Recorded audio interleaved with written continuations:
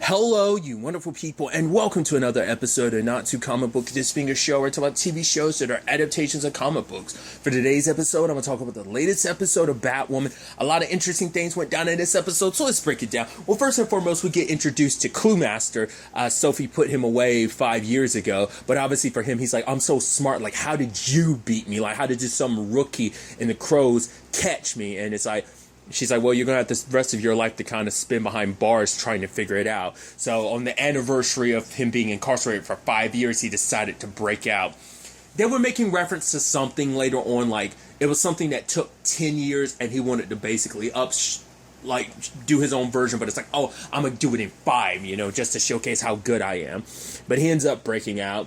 Obviously, we have Batwoman trying to put a tracker on some false-faced people to lead her back to Black Mask, but then immediately afterwards, it's like the Crows show up and it just pisses her off because it's like, and I love when she goes on this tirade. It's like, you guys aren't really there looking out for the 99%. The fact of the matter is, you guys don't even do your job. Well, you actually suck at your job. I was doing this, but you guys had to come and ruin everything. Plus, you are so terrible at your job, you gave me enough time to do this, and she bails. So I thought that was kind of interesting, which obviously makes her, she's already in an irritated mood when it comes to Crows. She's even more irritated now when she walks in and it's like, oh, here's Mary and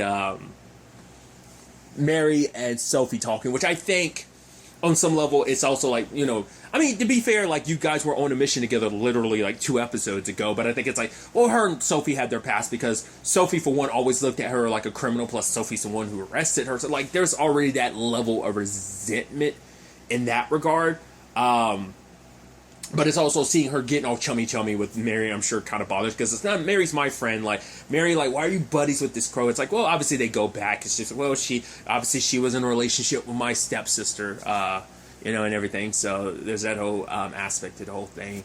But it turns out, obviously, the Cluemaster, well, sent them some clues after they were drinking, ended up basically, he's become obsessed with Sophie, and he knows everything about her, like, oh, the fact is, where she went to school, even what her favorite alcohol is, hence why he was able to kind of do this. They were doing the whole, like, never have I ever, and it's like, oh, this little back and forth and stuff like that. We even find out that Ryan was kind of texting someone, and it's like, oh, it turns out she accidentally texted some of that spicy stuff to Mary by accident, so I thought that was really interesting. But obviously you can tell, like, Sophie is kind of poking and prodding a little bit. It's like, oh yeah, like, so who's been saved by Batwoman? It's like, wait, when were you saved by Batwoman? It's like, oh, last week, Halloween. Oh, right, oh gee, that makes sense. It's like, and she's like, why would that make sense? She's like, I don't know. Okay, it's just, yeah, okay, and just kind of moves on. I was like, you're kind of like winking it out. It's very similar to, like, I think it's kind of interesting. I didn't think about it at the time, but it's like, yeah, it's very similar to when Mary found out about Kate. Granted, I mean, we don't know how much time went between these episodes because she's known for like 2 episodes about. She's known about Ryan for about 2 episodes. Mary knew about Kate for quite a few episodes before it gets revealed, so it's a very similar circumstance. Like I said, we don't know, like, the past time frame and stuff like that, but so they end up getting started on this, and it's like, all right, we're going to solve this riddle. And I thought it was kind of an interesting dynamic. It's like, especially literally after the episode, like, where Alice and Ryan had to work together. Now it's like her and Sophie have to work together again. But it's a situation where it's like, right, I don't have the buffer zone of being Batwoman, which is kind of interesting. It's like, yeah, all this resentment you have towards her, yet, like, when you were dying, you leaned on her. The argument could be like, well, I didn't have anyone else to lean on, and I thought I was going to die, so that's why, I didn't even know she called her Crofy to her face. That's mad disrespect. I was like, holy crap. I mean, it's because we, as the audience, know Sophie's good, but it's like, once again, Ryan has her past with her, as well as, like, the Crows being kind of, there's a lot of corruption amongst them and stuff like that, so, like, obviously, like, she's going to feel the way she does about it. There was this clue on the bottle that ended up leading them to, like, a particular range, and obviously it's like Sophie helps Mary over the fence, and then you have, like, Ryan being like, whoa, you're not going to help me? She's like, oh, you'll be fine. And then she ends up scaling the fence and kind of struggling a little bit. And I don't know whether, like, Ryan did that on purpose or whether it has been the circumstance of, oh, she's actually never scaled a fence before. I think it's just because, like, it's like, oh, all the stuff you do, your athleticism as Batwoman, I just assumed you'd be able to scale a fence, no problem. It's like, oh, I'm trying to think in retrospect, like, has she climbed over a fence as Batwoman in the show? She has, hasn't she? She has to. Maybe not. I don't know. Maybe this is legitimately her first time, because even Mary, like, oh, first time climbing over a fence. She's like, yeah, I might be a criminal, but, BE&E doesn't come natural to me or something like that. So, they end up finding, Stephanie locked up, because we also got this interesting reveal where it turns out, like, Sophie says, like, the reason why she caught Crewmaster all those years ago wasn't because of her. Someone else did that. They basically called in an anonymous tip, and they didn't want to be involved in it, so they were just like, you take all, and she ended up taking all the credit, which it's like, whoa, you took someone else's credit for her. That probably just solidifies, like, oh, that's some, like, the Crows, yeah, you just do whatever you want to, you take advantage, you just do what kind of benefits you. But Sophie's like, I doubted myself those early years. Like, the fact of the matter is, anytime I was out there with a gun, it's like, do I really deserve to be here? And for her, it's like, I know you have your reason for not wanting to trust me, but you can trust me, Ryan, because also the person on the other line was like, I don't want to be involved, I don't want any credit for this. And we kind of find out why, because Stephanie, Crewmaster's daughter, is the one that turned him in, which is very interesting. We've had a lot of children turning against their parents in a certain regard. Been a lot of that in the superhero genre recently. Leave it at that. I think that's kind of interesting. I love how snide she is. They're like, wait here. She's like, yep. Where am I going to go? She's like super sarcastic. I like it. And it's like, all right, the debate of like, okay, what are we going to do? Like, obviously we got to shoot these things in a particular order. Once again, like Ryan and like the animal, like, because of the bad air between them, it's like Ryan and Sophie are like battling back and forth and just kind of like not agreeing on anything. So it's like, all right. And it's like, I love Ryan being like, whoa, why are you the one shooting? It's like, oh, you decide, Mary, between the person who was actually trained as a marksman shot, or, Ryan, not unless you have some secret skills. And she's like, no. It's like, that's what I also thought was interesting. Maybe she thought she could take some of her bad experience, but it's also like, once again, not just wanting to give Ryan, the leverage or the leeway to really trust her. So I thought that was interesting. But ultimately, like, she shoots down on the marks and Stephanie's released. But it's like, yep, it's just the beginning, because she takes off her jacket and it's like, oh, full-blown Memento situation going on. She's got all these like letters and numbers all over. It's like, wow, your dad went hard in the paint. I was almost curious, like, whether or not we're going to see a situation where it was like, no, I'm actually in on this, that I've kind of set this all in motion. I'm actually either working with my dad or already killed my dad and I'm replacing him, and this is actually my game. I legitimately was kind of worried about that, but it turns out, now Stephanie's nothing like her dad. Like, because her dad is so twisted that he basically, for him, it's like, he comes up with a lot of, like, riddles and stuff like that, and it's like, basically, if she can never figure them out, that's when he was like, oh, no, these are really good questions or riddles or whatever, if, like, my own daughter can't figure it. Because basically he was molding her into, like, to be kind of very much like him, which obviously was its own form of torture. But it's like, obviously they're trying to figure this all out, and lo and behold, it's like, well, we've got one smart person, that being like Stephanie, being able to kind of figure this out. Let's bring in our other resident smart person, and her and Luke, which they immediately hit it off, which is like, oh, and it's like, Mary be like, oh, what's going on? And Ryan's like, I think this is how nerds like flirt, and it's like, yeah, they were really nerding it out.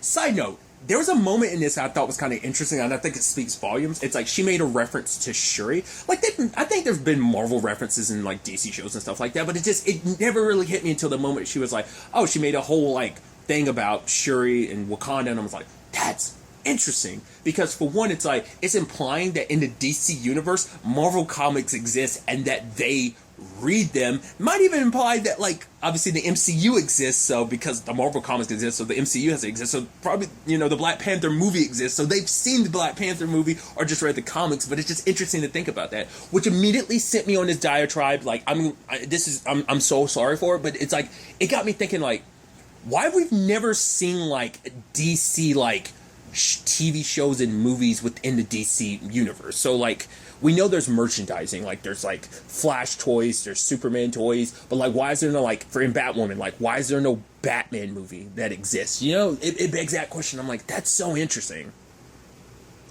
I don't know. That just crossed my mind. Like, it's probably, there's been elements of that probably popping up before, but I'd never really thought about it till this episode. I was like, oh, maybe there's other DC properties where people are like, oh no, there's this, and this. But it's like, you just, like I said, you see merchandising, like maybe shirts, maybe comics, and like, toys, but you never see like the cinematic side of things. It's like, why isn't there like, like I said, a Batman movie in this universe, or like a Flash movie or Green Arrow movie? I think the closest we got was like when Sarah, Nate, and Gary dressed up as Supergirl, Green Arrow, and the Flash for like a commercial. I think that's the closest we've gotten to like that super meta bit like that. But it's just interesting.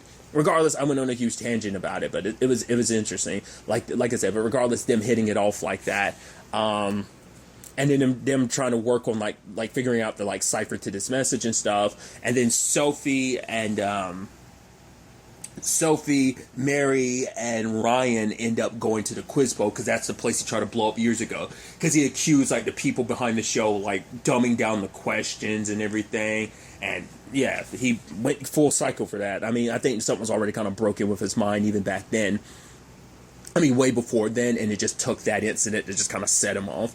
But yeah, now there's a pressure plate that Mary and Ryan are stuck on. Now they actually have to solve. I even love the whole, oh, we'll be back after a message from our sponsors or whatever, like from the commercial break. It literally insert commercial break. And then it would have been neat if they actually did kind of, it's me, like Supernatural, how like Gabriel, well, at the time he was pretending to be Loki. I think at the time he had revealed himself to be Gabriel. Had trapped Sam and Dean in like TV shows and commercials. I was kind of hoping we'd get something a little referential like that. Kind of like, spoilers, WandaVision kind of flows in that nature. I'm surprised I didn't think about that during WandaVision, thinking about that episode of Supernatural with Gabriel. Regardless, I think that's fascinating. But at the end of the day, I liked, like, all right, we got to answer some questions. And I love the first one. Who's basically the poor man's clue master? I was like, ooh, the shade, though, because I was wondering about that. I was like, because I looked it up. Clue master is someone from the comics, so I was wondering whether or not he was someone that made up. But it's like, because we know Riddler exists in his universe because they referenced him in season 1. I mean, hell, Enigma being here is further reference of that. But I was wondering about that, and I was like, oh, that's so interesting. And for him to be like a poor man's clue master, it's like. I mean, to be fair, there's like other characters. The only other character I can think of that kind of flows in that same vein, I'd say, would be Calendar Man. He might be the closest thing I can in that Clue Master / Riddler vein. So it, because I was like, oh, there's another character very similar to Riddler. It's like, oh, I'm sure he'd take that. And it's like, no, don't compare me to that chump. I'd love to see like some. I wonder, have they ever had beef in the past? Like, because we don't know what Riddler's circumstances are in this. We see Enigma in there. That doesn't give us a clear clue to what happened to him.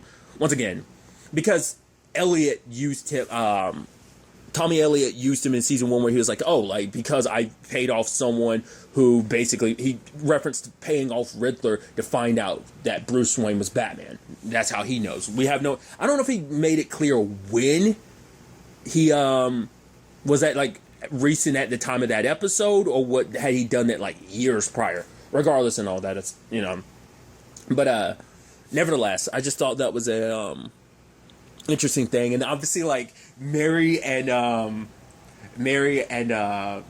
Ryan celebrate when they're getting questions. Like, yeah. I'm like, yeah. I would have loved, like, the nerd in me would have loved to hear some of those other like questions, because this was all about like villains in particular Gotham-based villains, and so there was a one about an ice-based villain or whatever, kind of giving Batman a run for his money, and it's like, obviously Sophie immediately goes, oh, it's Freeze, but then like you had Ryan being like, no, obviously it's Penguin, because obviously he's an ice, but it's because he owns the iceberg, and there's actually, what was it she was saying, like basically there's like a casino or something in the back room or something, and Ryan, then Sophie's kind of looking at her, and she's like, I know that because Angelique that worked there, and it's like, oh shit, like Angelique worked at the iceberg. I wonder, once again, it's one of those things where you're like, where are a lot of these villains? Are they like dead in this continuity, or were they in Arkham and did they escape, or are they just still locked up? They might be, well, I say Arkham, it's like a lot of those are probably in Blackgate, because I forget, like, Arkham isn't the only big prison. Like, I forget about Blackgate sometimes. Hell, that's where Clue Master was, so a lot of those top tier villains are probably locked up in, Blackgate, so. But what I thought was interesting too, like, who was the third choice? Captain Cole. I was like, huh. because I think he's a Flash villain because he's part of like Flash's rogues gallery because the whole like, oh god, I forgot their crew's name. The whole rogue like Mirror Master, Vertigo, wasn't her name Vertigo? No, Top, Heatwave, and Captain Cold. Like that's a whole rogue team. That's part of the Flash's like enemy, his rogues gallery.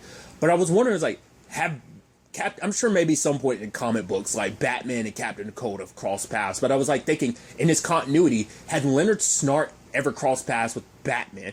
I don't know, because like once again, even Barry and Oliver was like, nah, the Batman, he's a legend, you know. So like it was still kind of in legend territory until Elseworlds about there being a Batman and stuff like that. Everyone in Gotham did, but he was still such a myth that like outside of that no one knew for sure. So because Oliver kept being like, I'm the like first vigilante in this universe, it's like, no, you weren't.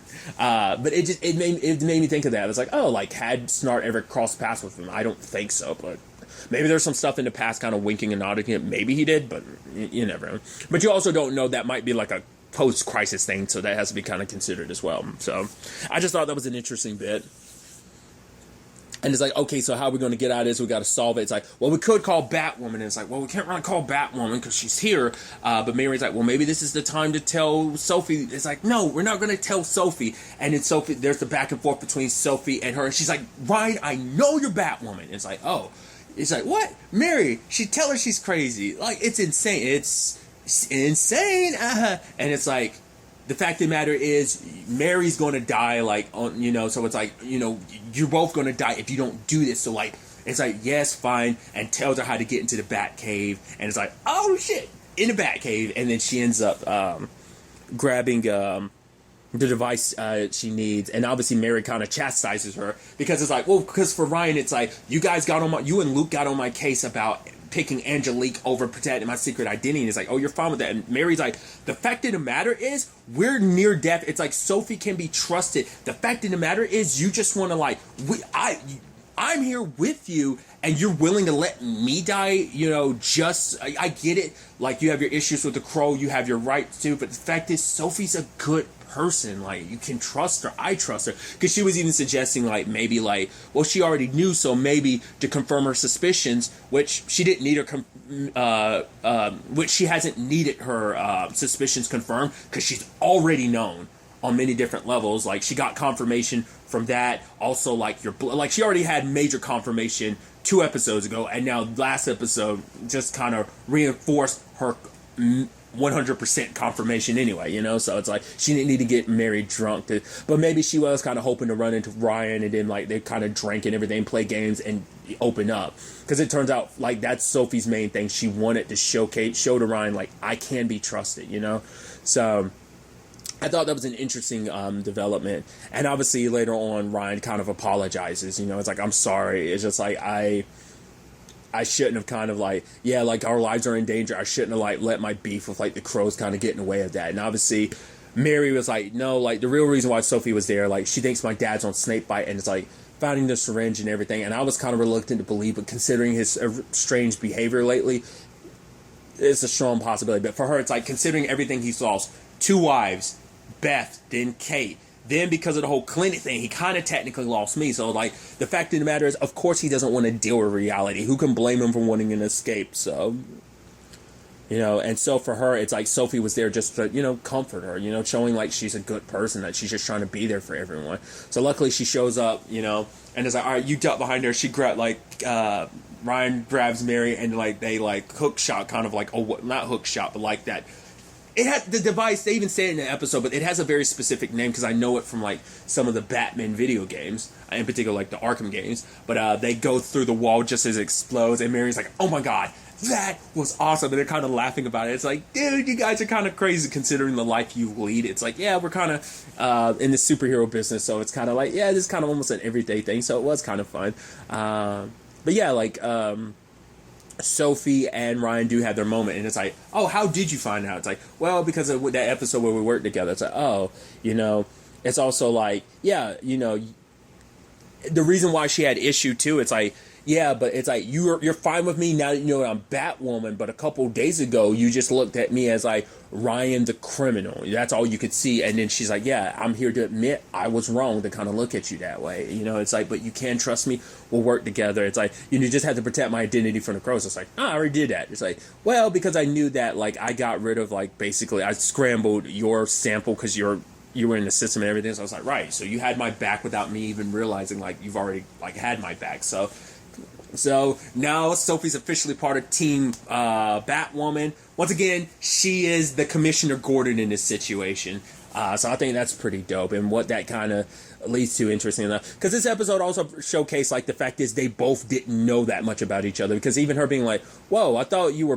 Because it's like, yeah, as a lesbian who was, engaged to a man for, like, 3 years. And she's like, whoa, I thought you were bi. It's like, yeah, you don't know me as well as you think you do. And Ryan brings that up back to her, like, yeah, you don't know me as well as you. And that's a point, but I think we're going to see them definitely get to know each other more over the course of the episodes. But also, like, Luke and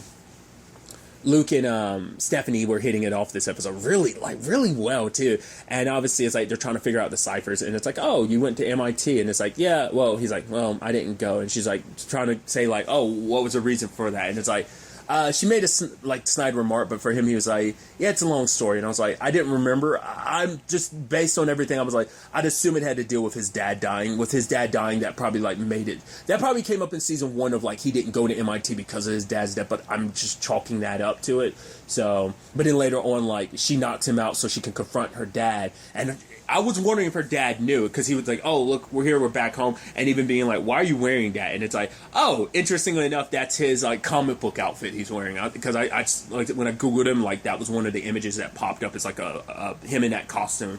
And it's like, oh, that's one of his go-tos.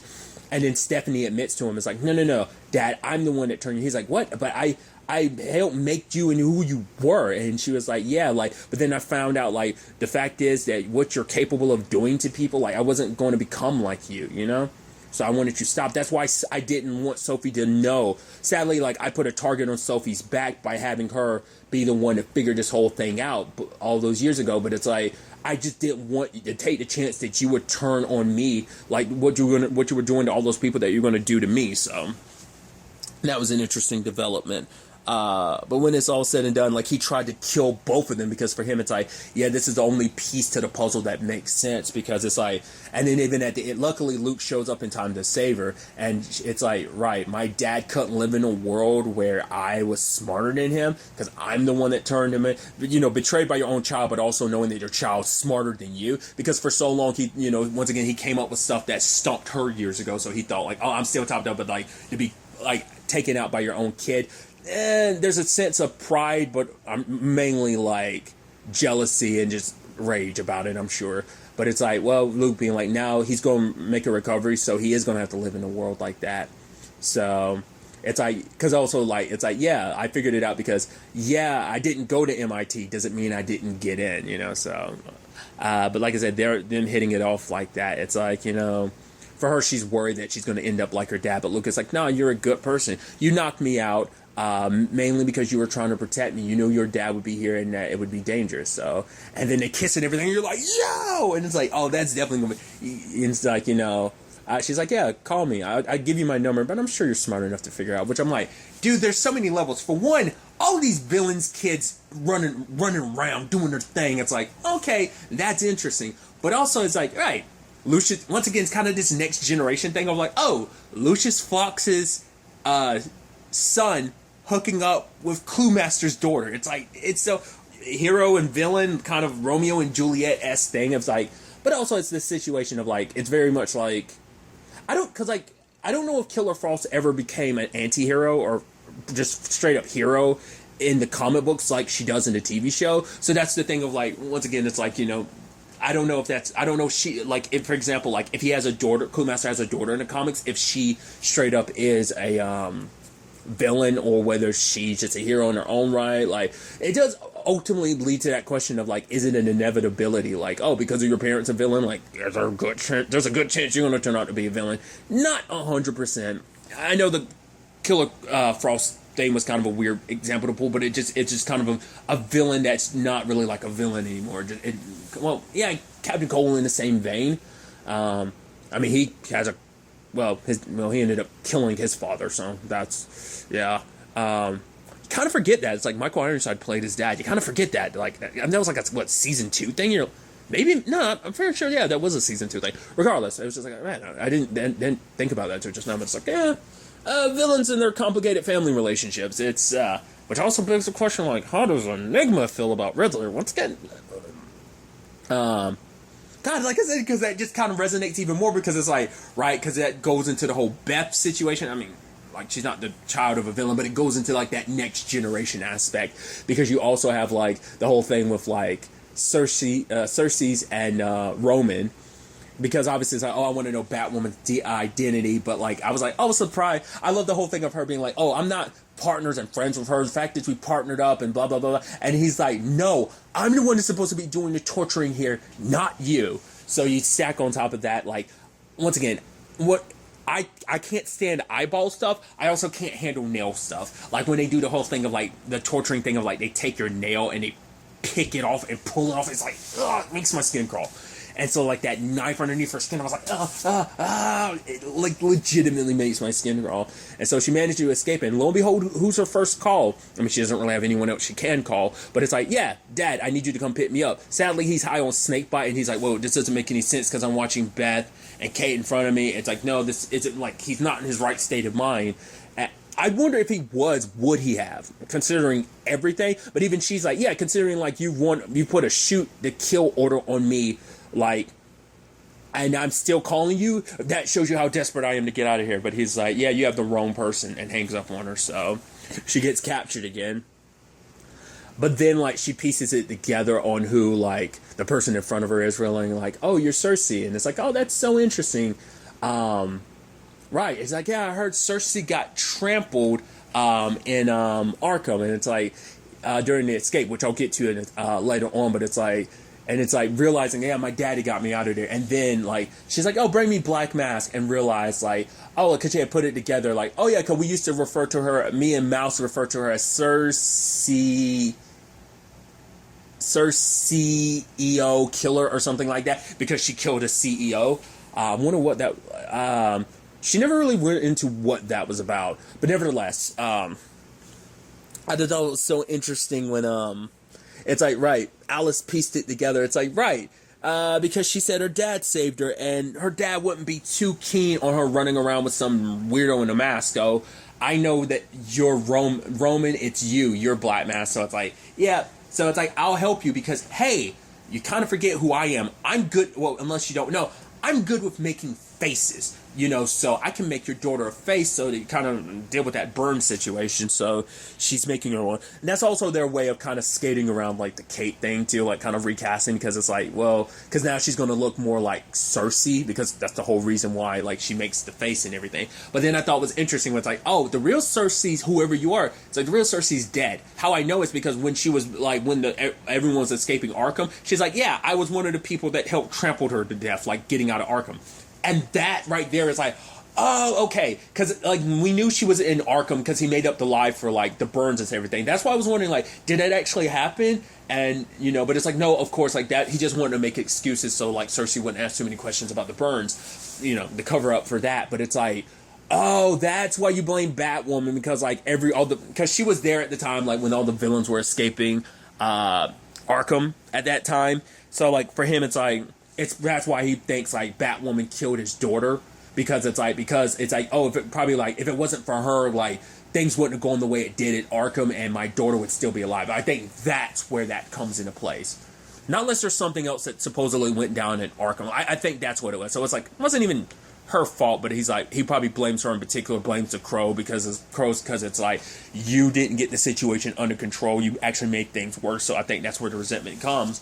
But then obviously for, you know, Alice is like, it's not going to be a full-blown transformation, whoever you are, because, yeah, the face is going to be perfect, but she has brown eyes, you have blue eyes, and then putting the face on, it's like, wait. And she realizes, she's like, you have her father's eyes, and Kate. I was like, wow, I wasn't expecting her to figure it out this soon. I thought it was going to be like much later on when it's revealed, but it's like for her to kind of figure it out on her own and kind of bring that up in front of her and just like, probably like, no, I'm not Kate. It's like, yeah, you're Kate. Oh my God, I thought you were dead.